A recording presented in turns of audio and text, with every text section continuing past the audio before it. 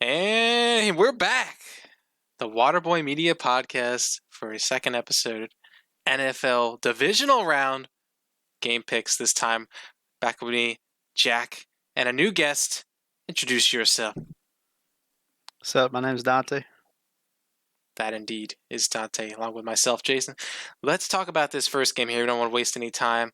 We're talking about the Packers hosting the Rams. I didn't think the Rams would even be here, to be quite honest. Rams pretty banged up going into this game. Aaron Donald, he'll be starting, but that rib injury, that's going to be tough to play through this week. Aaron Rodgers, known for having some playoff disappointments. What do you guys have to say on this game right here? See, I'm a bit of a Rams homer, so I have faith in them coming in this week to potentially upset the Packers. They have an amazing defense, and Aaron Rodgers, his playoff history isn't looking too good, so I think this defense could really pull off an upset. We're going to have to agree to disagree there, my friend. My prediction is Packers 28, Rams 24. I think Rodgers is just too much for Goff and that Ram offense to keep up with. Goff only had 20 passing touchdowns the entire season. Rodgers had 48. He only threw 5 interceptions. MVP-type numbers.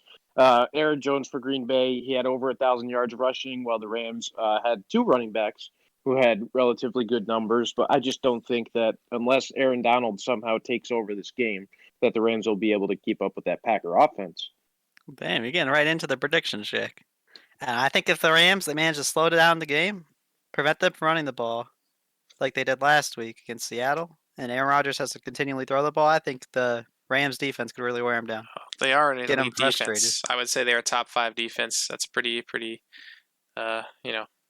decent. And Goff, go ahead, Jason. Sorry. And Aaron Rodgers, yes, he's had some playoff disappointments, but I got to take Jack's side. I see this being a lower scoring game than perhaps even Jack sees it to be.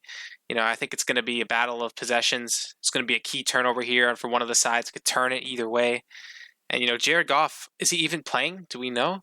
We've got that guy Blake Bortles. He's the backup this week. I'd love to see him in the game. Wouldn't that be interesting? Well, we all know Blake Bortles ain't gonna play, Jason. I mean, come on. Hey, you guys are sleeping on Blake Bortles.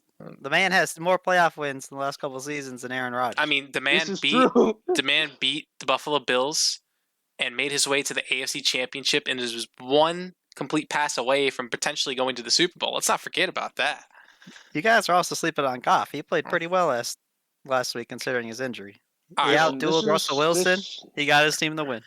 This matchup, that's why I think there's high upset potential. Well, he outdueled the Seahawks offensive line, which is like pretty much me and you blocking out there. So that doesn't say much. Hey, man, I'm just saying the Rams defense could repeat. Green Bay lost Aaron Rodgers, he's going to get frustrated once they start hitting him. His corners aren't going to be as open as they're used to be. I'm just saying, I'm taking Jack's side on this. I think Packers win a close game. Maybe this even goes to overtime, although I think Packers probably will have the ball in the 4th. They'll get a first down and end it, something like that. We'll see what happens. I got Rams 20-13. 20. I see a low-scoring game. We'll see. You see the Rams holding the Packers to 13 points. We'll see what happens. I mean, I'm not with you there, but we'll see what happens. 20-13. That's almost the last time that Aaron Rodgers was successful in the playoffs. All right. So speaking of low-scoring games, Dante, you mentioned 20-13. That was the Baltimore score against Tennessee last week, and we got game number 2 on Saturday of 4 games is between Baltimore and Buffalo, and this seems to be one of the most interesting matchups, don't you think, Jason? Well, I mean, it's a matchup where if you look at the teams, they're kind of similar. I mean, their quarterbacks are both dynamic young guys drafted in the same class, by the way. If you don't think Lamar Jackson's thinking about that going into this game, you're crazy. He's got a chip on his shoulder. He's like, they took this guy over me, man, coming in here. And, this is going to be, I think it'll be probably a very close game. Everyone's pretty much underestimating the Ravens, I think. But I don't think they're good enough. But we'll see what happens. The thing about Buffalo against Baltimore, and not a lot of people really look too much into this, but both quarterbacks can run the ball very efficiently. They each had rushing touchdowns last week, including a 48-yard rushing touchdown by Jackson. So I think that could be a determining factor in this game. And also the Bills have not gotten any sort of running game going this entire season, while Baltimore has been top in the league. But Baltimore's passing game has struggled this entire season. I mean, Lamar Jackson had just 26 touchdowns versus 9 interceptions. So maybe that could be a determining factor in this game. But these two defenses are both elite defenses. So I think it'll be really close. But Dante, I think it just You want to talk about the coaching staff and the decision makings? Before that, I think it just comes down to which quarterback is simply going to play better on the day. Which quarterback's going to will his team into the next round? And I think it's going to be Jared Allen. His team's a little bit more complete than the Ravens. Josh Allen. But it's Josh Allen. My bad.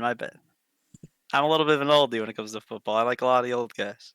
So he'd be thinking about the Minnesota Vikings. Yeah. I think the Bills coaching staff, it scares me a little bit. Last week during the game, they had it sealed. I thought it was completely over, and there was like 5 or 6 minutes left, and they throw the ball twice instead of just running the clock. They get sacked. It's like 2nd and 30. Almost lose it on the fumble. That could cost them the game. If they make mistakes like that again, or they just do silly stuff, I don't know. I think they got to clean up their act. They'll lose this game if they do that again, for sure. But I'm going to give them a pass. First playoff win in who knows how long, 25, 26 years, right? Give the franchise a pass for that game. And if they do it again, that's on them. But I just hope they learn their lesson. They're going to go into this game more prepared, ready, understand the opponent. Don't underestimate them. And hopefully they can execute and win this game. Yeah. Now, if we look back from last year's matchup between Baltimore and Buffalo, it was a 7-point game. Baltimore won 24-17. Jackson was 16 of 25 with 145 yards. Allen 17 for 39, 146 yards. So I just think it's not going to be a very passing-oriented game, but maybe a couple turnovers in this game forced by one of the two defenses could be a key factor as well. These teams have high sack numbers along with interceptions, so it should be a very entertaining one. I'm going to go with Buffalo by a point, 31-30 over Baltimore. What do you guys got? That's interesting, Jack. I'm taking Buffalo probably 24-17, a little bit lower scoring game. I think they probably are up 24-14. Baltimore gets a late field goal. They're driving, and that Bills defense is going to have to get a stop, force a turnover, make a play. And I think that's going to be just enough for them to squeak on to the championship game next week. What do you got, Dante? What's your prediction? It's going to be really close early on. And then at halftime, I think it's going to be tied, maybe like 14-10 Bills. And then after that, the second half, they're really hungry, this team. So I think if they come out, they're going to win by 2 touchdowns. The Bills. They want to prove something. So we're all taking the Bills this week. They've been doubted for years. Let's hope this isn't not a jinx, but let's hope, get a game. I got the Bills by 2 possessions. I don't know how much. I'd say 35-21 Bills. 14 points for the Bills. How about that? Okay. Well, moving on, we got the third game on Sunday between Cleveland and Kansas City. Now, Cleveland, they surprised everyone last week, I think, with their performance against Pittsburgh. Don't you think? Yeah, that game was ridiculous. My dad's a big Steelers fan. I texted him in the middle of the game. I was like, how's it going? He still hasn't talked to me since then, so I don't know. But yeah, if you really look around the league this game, I think this is by far the game where nobody really expects the Browns to win. If you look at the other 3 games, you could probably see a scenario where either team wins. I think everybody's pretty much penciling in the Chiefs to the AFC Championship. We should be a little careful about that here. I don't know, because the Browns, dude, they're a sleeper team, Everyone was sleeping on them all season. Everyone thought the Steelers were going to destroy them, and look what happened. Punched Steelers right in the mouth, knocked them out, sent Juju home packing. Here's something about the Browns, and it's very important to know because most fans who watch the Browns know that this is a key to them winning games, is that they have a 2-headed monster in Kareem Hunt and Nick Chubb. Both had a significant amount of rushing yards during the regular season, and obviously one of the key points in the game against Pittsburgh was when Chubb had that screen pass he caught for a touchdown. So I think if they can get the running game going against the Kansas City defense, that'll be a key factor in keeping the game close and maybe even them dominating the time of possession because Mahomes, we all know what he's capable of. Yeah, excellent quarterback. Good hair, too. I see those commercials everywhere. Wish I had that hair. I think if they, like we were saying, Jack, I think if they slow down the game, get the run game going, it really opens up Baker Mayfield. He can start finding holes in the Chiefs' defense. He can make a high-scoring game. Here's what else you have with Kansas City, too, is they have Edwards-Helaire and Bell. And Mahomes is capable of rushing. So these two teams are very similar on offense. I just think the Brown defense is a little bit better than the Kansas City defense when it all is said and done. However, I'm still going to go with Kansas City. I mean, I think it'll be a relatively close game in the first half, but I say Kansas City pulls away. Kansas City 35, Cleveland 24. What do you guys think? Yeah, unfortunately, we've done a lot of agreeing this podcast, and that's going to continue here. I mean, I want to pick the Browns in this game. I like how they talk big game and they back it up. Reminds me a lot of the Seahawks, Legion of Boom, the Giants in 2011 when they were talking, they were underdogs. I've seen it also not work out before. Cam Newton's Panthers, that ended pretty badly. But, Don't remind me of that. Yeah, I just can't have enough conviction to pick the Browns. I want to pick the Browns, but I can't. I think they make this a closer game, like you said. I'm actually going to go a little closer. I think 27-24 Kansas City. They win it potentially on a game-winning field goal at the buzzer, as time expires, That's my prediction for this week. To send them to their, I believe, third straight AFC Championship game, if that were to happen. We'll see who they'll be facing, but I'm picking the Chiefs 27-24 this one. Are you guys making me pick the Browns here? Yes, we are. Pick them? Just can't do it. No, I don't think I can. If I was a betting man, I'd go all in on the Chiefs. Now, look, the betting line, I think, is roughly a touchdown for the Chiefs. I would take the Browns with the points in this game. I think it's 10 points. I think the line was actually 10 sure. points. I would definitely take the Browns with the points, but can't pick them to win. Yeah, you got to pick the Chiefs. They're Super Bowl favorites, Another quick thing about the Chiefs, I got to go Chiefs, 3 scores. Chiefs by 3 scores. Dang. I think they're going to blow out this game. Tyrann Mathieu will have a key interception in this game. We'll see what happens, but I think that's going to happen. That's the bold prediction, Tyrann Mathieu. Little third quarter interception. To pull Kansas City away just a little. It's going to be fantasy, Jack? Is that why you're picking them, trying to get them fantasy points up? It's going to be pretty difficult for Baker to throw a pick, though. All he does is those little screen dip passes, so I'm not sure where the pick's coming from, but hey, we'll see. Well, I think the Browns are going to try to go deep to Landry in this game. Oh, they're really going to miss Odell this game. Yeah, Odell. That is true. They do miss Odell. That's for sure, because he is a deep threat in any game. And moving on, now we have the final game of the weekend, which I think is the most intriguing matchup considering the history of these two quarterbacks, Brady and Breeze. You got Tampa Bay at New Orleans. New Orleans did beat Tampa Bay twice in the regular season, but Breeze had just 24 touchdown passes, Brady with 40. So, interesting matchup. Let me know what you guys think. I'll give my take afterwards because I got some extensive things I got to say about this game. And can we just take a step back here and look at this from a little bit of a broader perspective? Look at the AFC. You've got all these bright new young star QBs rising up to overtake. I remember when the AFC was looked down upon as, it's just the Patriots and a bunch of wannabes, and the NFC was this dominant conference. Now look at the NFC here. You got 2 quarterbacks. One of them's retiring after this season. The other one will probably retire in the next year or two. And the other game got Aaron Rodgers, 37-year-old quarterback. He's closer than the end of the beginning. I mean, we're really seeing a changing of the guard here between the NFC and the AFC in terms of the powerhouses of the NFL. You basically got a few of these quarterbacks in this game straight out of the wheelchair. They're going to play football, but you saw I think they still got a lot left in them. Brady's been looking hilarious. Amazing lately. Breeze is always good. A little bit of health concerns with him, but I think he's still playing really well. But I don't know.